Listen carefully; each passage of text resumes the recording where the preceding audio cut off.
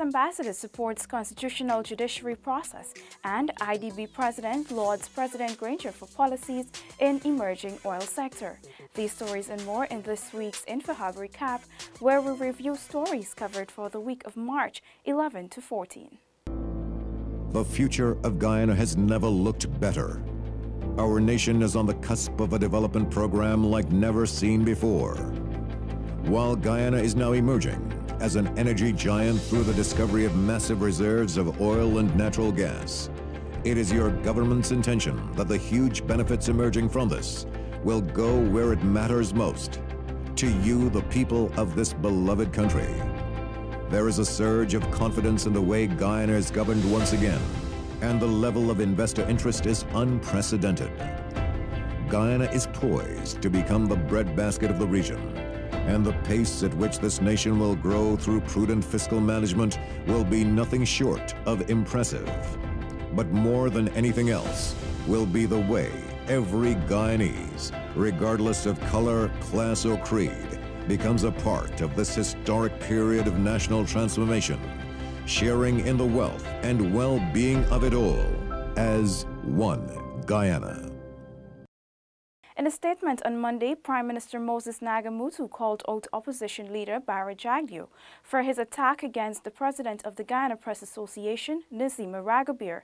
The Prime Minister said journalists must be allowed to practice their profession without fear or harassment, and such action is not only gender prosecution, but an attack on journalism and press freedom. Prime Minister Nagamutu said this type of intolerance has invariably led to the assassination of journalists and economic sanctions against media houses and must not be tolerated in Guyana.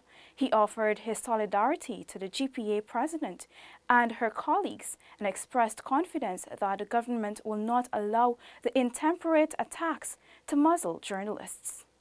For 2018, Go Invest generated $89 billion in facilitated investments. It also secured $52 billion from 56 signed investment agreements across all sectors.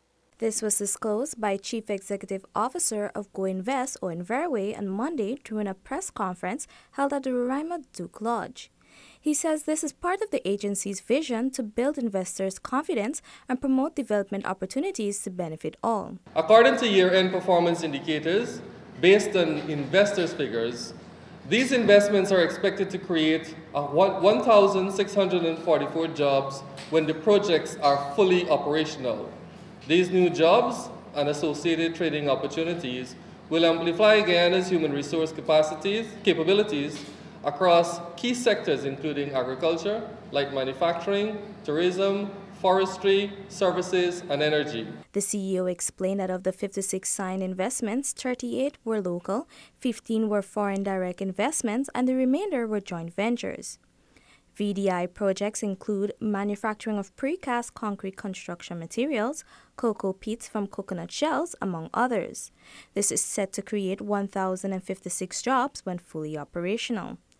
The success of the agency's activities in 2018 was heavily based on the commitment to responsible management of funds in order to get maximum mileage from the current and capital subvention amounting to $218,750,000.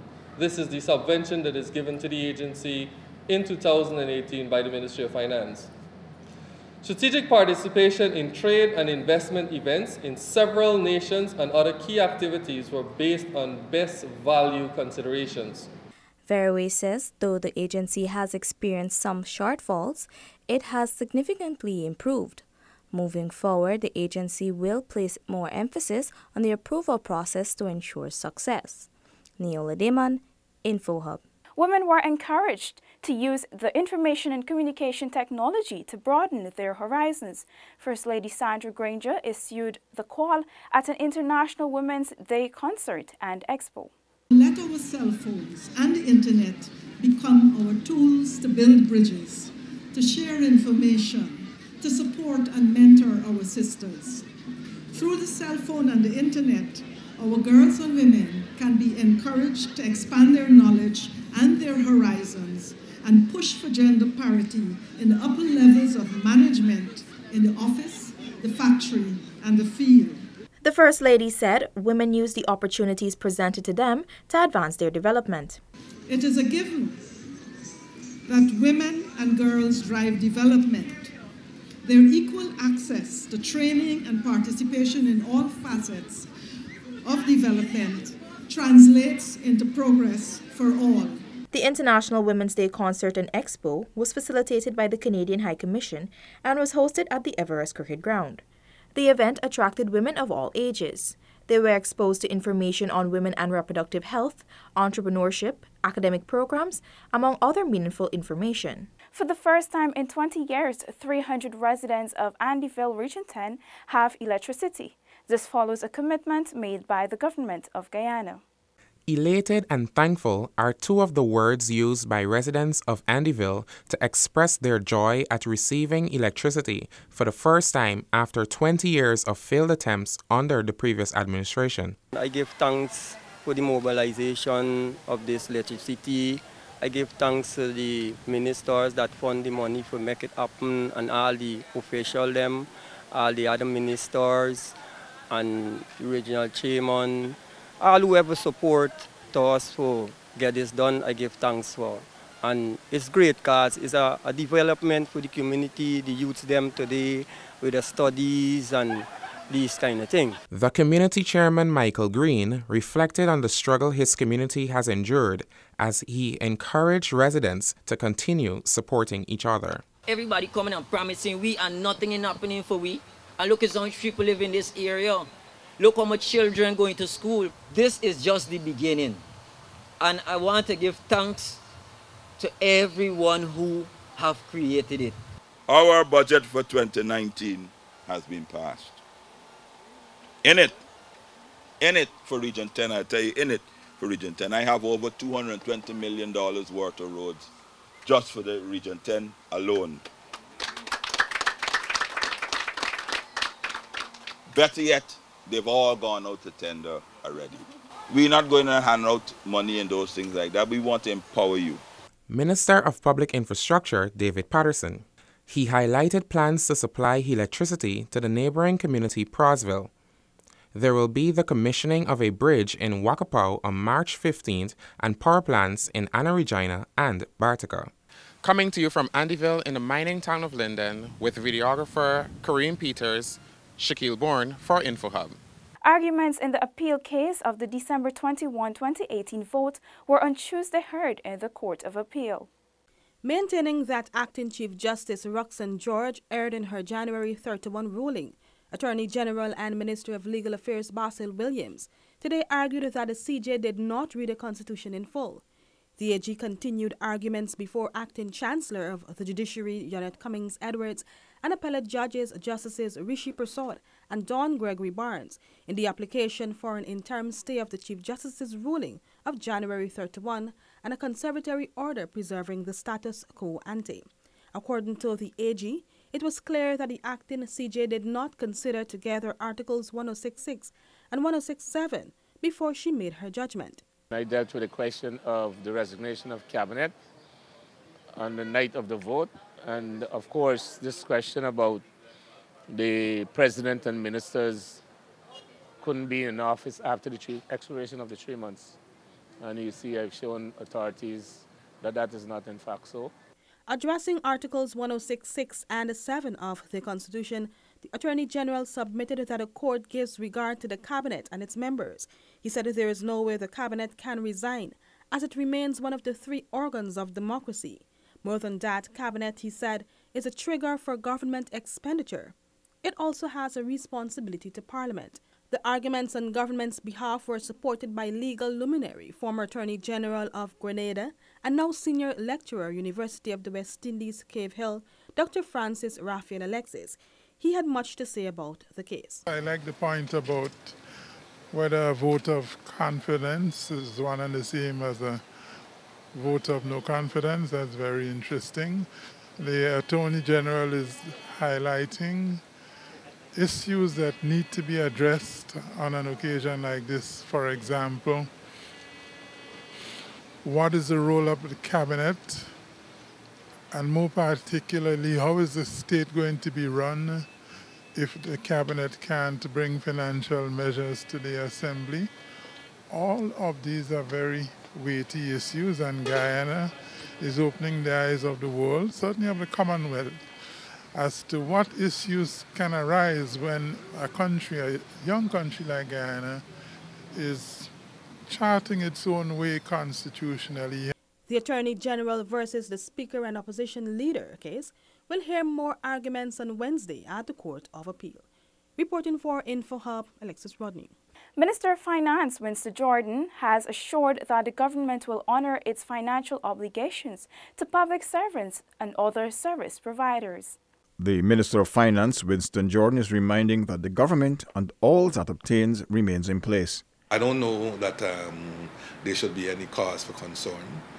Secondly, there is a budget in place that has been passed unanimously in December. There was no dissent to the budget. And it is for the government to execute the budget. And that is what we have been doing, and that is what we will continue to do.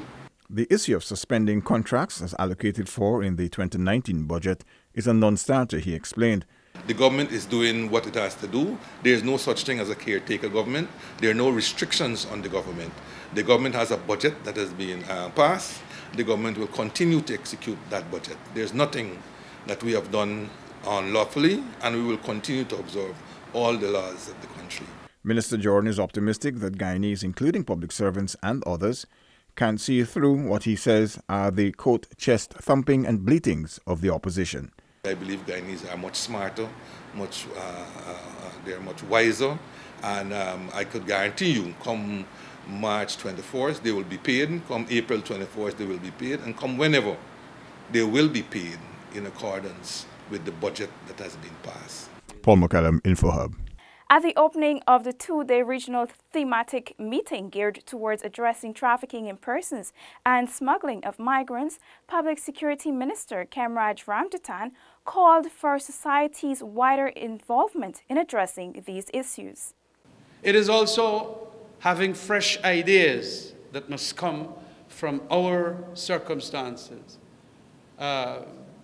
Our experts inside of the task force, those that are within the research departments of our ministries, our universities, all of them would have to collaborate and come up with fresh ideas as to how we can do this thing. Hitting the networks hard, getting the information as to who are some of the suspects. Minister of Public Security, Kemraj Ramjatan.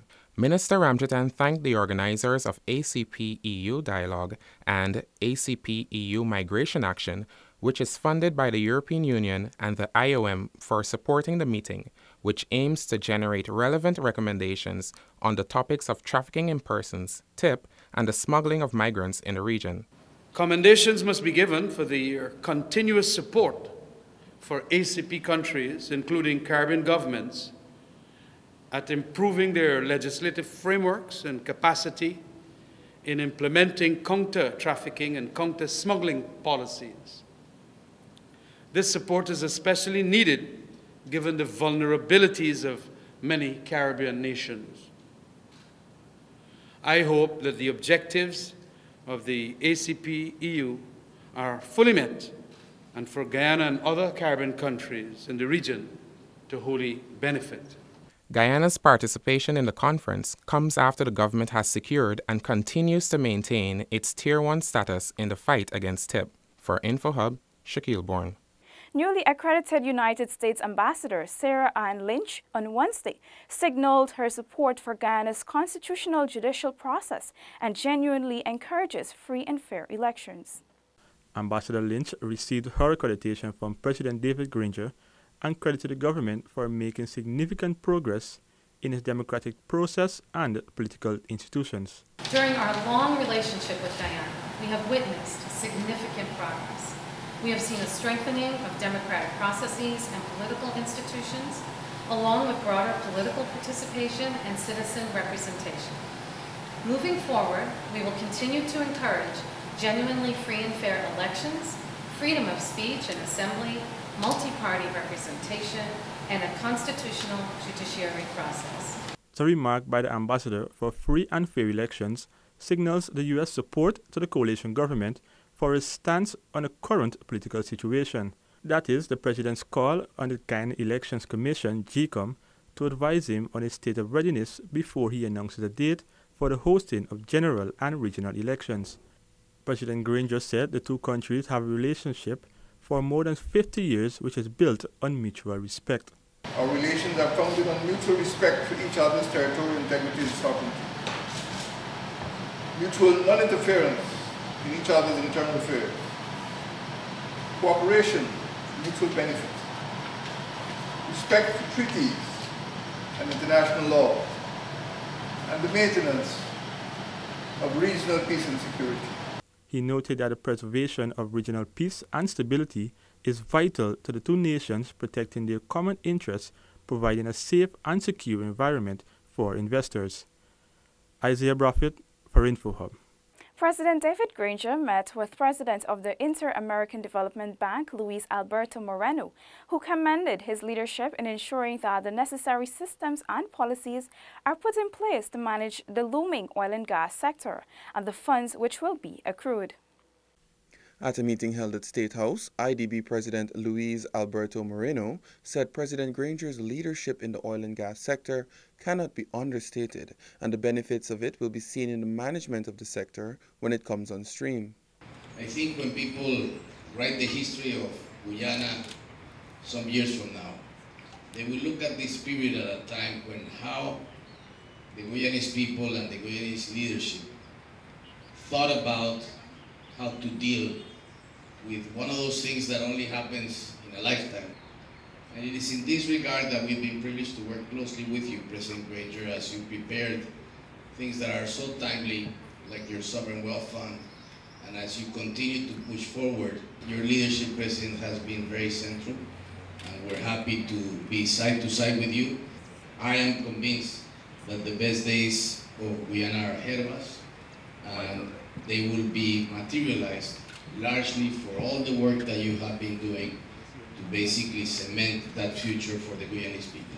President Granger welcomed the support of the bank and said he looks forward to working more closely with the institution in the coming months in other areas such as climate-related financing, infrastructure development, and support for migrants. His Excellency further stated, "I want to express our appreciation to you for your concern towards Guyana. We are certainly very appreciative of your stewardship, and we wouldn't have gotten this far if you didn't have Guyana at heart. We have a long-standing relationship with the bank, and especially with your support in the oil and gas sector. The bank has been at the forefront and has given significant support. We will continue to look forward to your support as we try to build very strong, sturdy, and robust policies for the sector." Moreno also paid a visit to the construction site of the Diamond Water Treatment Plant, which is being funded by the IDB. Managing Director of the Guyana Water Incorporated GWI, Dr. Richard Van West Charles, said the project has been well monitored to date, explaining that we've had about 15 monitoring committees, 20 portfolio meetings, and 2 site visits, and all 4 components are on track. Reporting for InfoHub, Nikosi Bruce. Residents of East Berbice County now have access to a new $30 million Guyana Lands and Surveys Commission sub-office. The opening of the new office comes at a time when the Commission is making some momentous changes to bring better services to all Guyanese. Delivering remarks, Minister of State Joseph Harmon said that the provision of the service to the region reiterates the government's commitment to providing quality service to the people of Guyana, irrespective of where they live.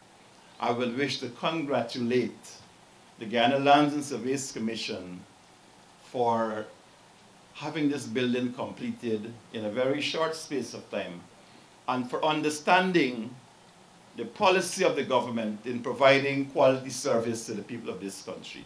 This is the core principle behind our establishment of tongues, because the tongues are meant to be the center of government administration for all of these regions.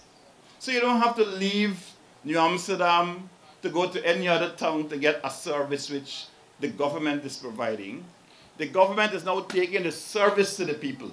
Paulette Henry, chairperson of the Board of Directors at Guyana Lands and Surveys Commission, expressed her satisfaction with the development of the Berbice region through the efforts of the government in the provision of improved standards of services in the region. This will not only house the staff of the Lands and Survey Commission in Berbice, but it also signals the kind of quality of service improvements that we want to offer. And that's what's important. The facility brings the township of New Amsterdam closer to having all government services being delivered to residents as the government strives to develop towns across Guyana. From the new Guyana Lands and Surveys Commission New Amsterdam Sub-Office in Region 6, with videographer Joanne Jordan, Letitia Isaacs for InfoHub. Minister of Social Protection Amna Ali and Minister with Responsibility for Labor Keith Scott have expressed their satisfaction with the Russian aluminum company Rusal's recent decision to recognize the Guyana Bauxite and General Workers Union as the body representing the striking workers. Both ministers said they are pleased that both sides are moving the process forward and that they look forward to the discussion advancing and the reinstatement of the workers. Minister Scott assured that the Ministry of Social Protection stands ready to offer support in resolving the issue amicably and looks forward to the return of normalcy in the best interest of all parties involved. Minister of Foreign Affairs and Acting Prime Minister Carl Greenwich joined Guyanese in Berbice on Wednesday in remembering and paying respect to workers who would have lost their lives in the March 1913 rebellion. During his feature address, Minister Greenwich highlighted the contrast between the history of sugar and the bitter experiences of those who made the production and distribution of sugar possible. I think we can all agree that the struggle of these 15 Guyanese who died on the 13th of March 1913 was a struggle that ultimately resulted in better conditions, better pay, and respect for the rights of workers, not only in Rose Hall, not only those who were in the fields in Rose Hall, but workers across all of Guyana. Minister Greenwich further underscored the agony endured by the indentured laborers and the bravery they possessed. I think we must remember those such as the Rose Hall martyrs who endured unimaginable hardships, and we must be inspired by their sacrifices and the example that they set. Against this backdrop, ladies and gentlemen, I urge you, many of you who are the muscle, the lifeblood, the brains of our society, of our nation, to remember the national motto, one people, one nation, one destiny. Reporting for InfoHub, Nikosi Bruce. In another show of the coalition government's commitment to the development of all Guyanese, Minister within the Ministry of Communities, Valerie Adams-Yearwood, and a team from the Department of Housing recently assisted more than 150 persons with disabilities to start their land application process. It gives you a sense of independence as a person with disability. If you have an house lot and you could probably construct a house on it or somebody do it for you or whatever, it gives you that sense of ownership. It tells you that as a person with disability, you can still achieve. That was Cecile Morris, a grateful beneficiary from the initiative made by the Minister with Responsibility for Housing, Valerie Adams-Yearwood.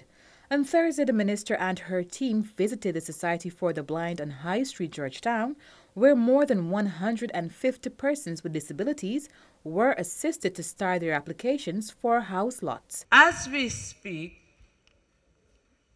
we have some lots on the East Coast, and more particularly Monrepo, Good Hope. By the end of the year, we're going to have some at Cummins Lodge, and we're also looking in the very near future to have some at Annandale and Fowles on the East Coast. The areas on the east coast of Demerara, the minister said, will be available by year-end at the cost of $92,000 and $150,000. However, she highlighted that persons who would have already applied for their house lots will be confirmed on spot. Persons who never applied to CHNPA will be provided with free application forms. Minister Adams Yearwood said the CHNPA is shifting its focus to land allocation on the east coast of Demerara since there was a large distribution of house lots on the east bank of Demerara. We are currently looking at some other areas which we hope to have available, the areas available to us by next week. And when those areas become available, we're going to proceed immediately with the subdivision and be able to have those lots available to persons who want a house lot in Region 3. Another young and grateful beneficiary stated he first applied for a house lot to CHNPA years ago.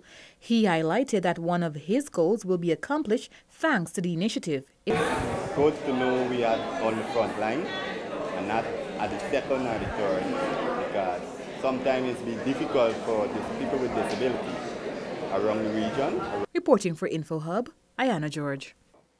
First Bauxite Company has announced that its Bonasika mining project will commence full-scale bauxite production by year-end. However, the company has already begun supplying the market with 6,000 tons of bauxite per month in a bid to develop its supply chain. Besides the project, we are producing about 6,000 tons of bauxite a month, which we are using to supply the market, to get our customers to understand the value of our bauxite and get our supply chains developed. Bill Rice, Chief Executive Officer of First Bauxite. In the meantime, Company Director Ian Christie says the project development phase is approximately 50% complete. On Wednesday, Minister of Finance Winston Jordan was given a tour of the project along with the Board of Directors of First Bauxite. The minister related that the company has been doing quite a good job so far. I think they've been doing quite a good job so far. I like the discipline of the mines, the safety and so that they enforce, the environmental aspects that they emphasize. The Bonasika bauxite mining project is being developed by Guyana Industrial Minerals, Jinmin. The company has already started supplying the market with approximately 6,000 tons of bauxite per month in a bid to develop its supply chain. It is estimated to have a mine life of 25 years, producing ultra-high strength propants and sintered bauxite products, said to be among the best in the world. Work at First Bauxite, Bonasika, is well underway. According to company officials, by the ending of 2019, full-scale production should begin. Reporting from Bonasika, Felicia Valenzuela. Do remember to subscribe to our website for more stories and follow us on social media platforms for daily updates. This has been InfoHub Recap. Thanks, Gomati. We have a bonus for you, some important news. In this special InfoHub feature story, we tell you how the government's multi-million-dollar sustainable hinterland housing project is transforming the lives of thousands of hinterland residents. Ayana George reports. Denise Daniels once lived in a one-bedroom shack with 14 persons. She had to cook outside and fetch water for long distances. Now she has been relieved of these burdens. She calls it a great improvement. I don't have to go outside. The kitchen is right in the house. I don't have to fetch water far distance away from the house. That is why it improved a lot. Denise is one of thousands of beneficiaries of the government's Sustainable Hinterland Housing Project, executed by the Central Housing and Planning Authority in collaboration with the Ministry of Indigenous Peoples Affairs and the Interdevelopment Bank. An additional 300 houses will be constructed this year. Donald Bez-Bascom, CHNPA Deputy Director of Community Development, said the initiative transforms living conditions, sanitation and water distribution, and boosts women empowerment. The communities participating in this program were selected by the Ministry of Indigenous Peoples Affairs, and these communities include in Region 1, Camwater, Whitewater, Sibai, and Haimacabro. In Region 9, we are working in the communities of Quatamang, Masara, Katoka, Hayawa, Korasabai.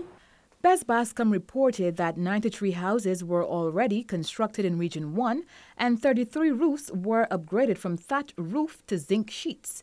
In Region 9, 224 new houses will be built and 53 roofs will be upgraded. 101 houses have already been constructed and 15 roofs replacements done. The houses are designed by the communities themselves, and we also seek to create employment as far as possible. So in the case of Region 1, we are building wooden houses. This is what's indigenous to this part of the country.